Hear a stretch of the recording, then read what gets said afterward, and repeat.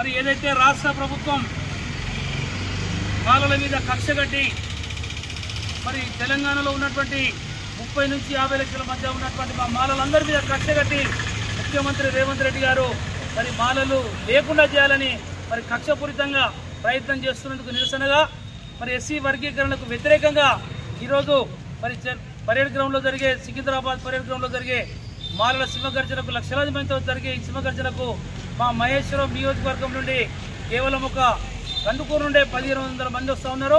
అదేవిధంగా మహేశ్వరం నుంచి 1200 మంది వస్తూ ఉన్నారు.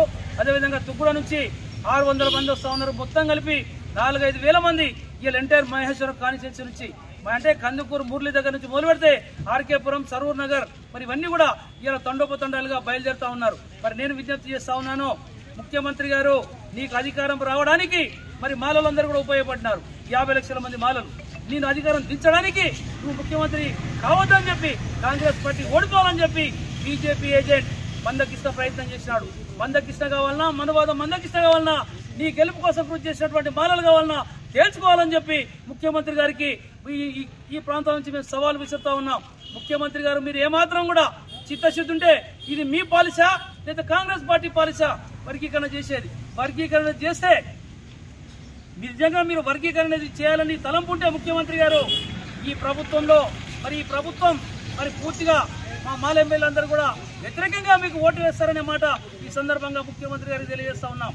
మరి నిజంగా కిషన్ రెడ్డి గారు, కేంద్ర మంత్రి కిషన్ రెడ్డి గారు, ఈ ప్రాంతం పక్కనే తిమ్మాపూర్ విలేజ్, నువ్వు పోసిన వ్యాజ్యం మాలలందరికీ బద్ద శత్రువును నీ స్వార్థం కోసం నీ మతతత్వ రాజకీయాల కోసం మందకృష్ణకు కొన్ని 100 కోట్లు బ్లాక్ మనీని ఆయనకిచ్చి మరి ఇలా ఆయన మీద ఉద్యోగం చేపిస్తా ఉన్నావు. ఖబర్దార్ కిషన్ రెడ్డి గారు.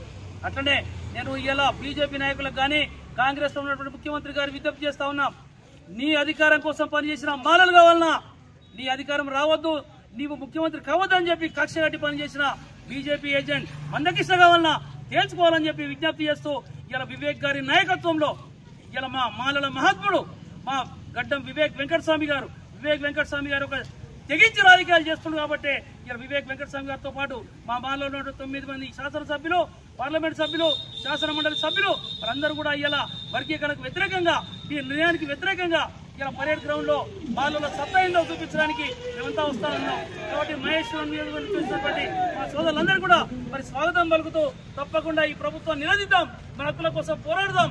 మేము ఎవరి మీద కోపంగా ఇలా ముఖ్యమంత్రి గారు నిర్ణయం కాంగ్రెస్ పార్టీదా మీ సొంత నిర్ణయమా చెప్పాలని చెప్పి నేను విజ్ఞప్తి చేస్తూ ఈ రోజు నుంచైనా నువ్వు వర్గీకరణ అంశమని మానుకో, 15% రిజర్వేషన్ 25% పెంచండి.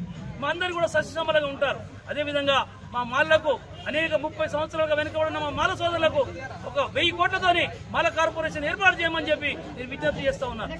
సోదరులారా, మాల సోదరులారా, ఇన్ని సంవత్సరాలుగా మాకు 30 సంవత్సరాలుగా దళిత బంధు రాలేదు, 30 సంవత్సరాలుగా మాకు ఎస్సీ కార్పొరేషన్ నుంచి లోన్లు రాలేదు, మాకు 3 ఎకరాల భూమి రాలేదు. కాబట్టి ఇవన్నీ కూడా సాధించుకోవడానికి లక్షలాది మందిగా వస్తున్న మాల సోదరులందరూ కూడా నేను విజ్ఞప్తి చేస్తా ఉన్నాను. అందరికీ కూడా ఈ కందుకూరు నుంచి మొదలవుతా ఉన్నది మహేశ్వరం నియోజకవర్గంలో మాల సోదరులందరికీ రేపటి నుంచి మన కార్యాచరణ ప్రకటిస్తాం. ముఖ్యమంత్రి గారు ఇలా మీటింగ్ అయిన తర్వాత ఏ నిర్ణయం తీసుకుంటారో చూద్దాం. వివేక్ గారి నాయకత్వంలో మనమంతా పోరాటం చేద్దామని మీరందరూ కూడా స్వచ్ఛందంగా వస్తున్నందుకు తప్పకుండా మీ అందరు కూడా పేరు మరి జైలు తెలియజేస్తూ మాలో సత్తా ఏందో చూపిస్తామని మరొకసారి ఈ ప్రభుత్వాన్ని తెలియజేస్తూ సెలవు. జై మాల.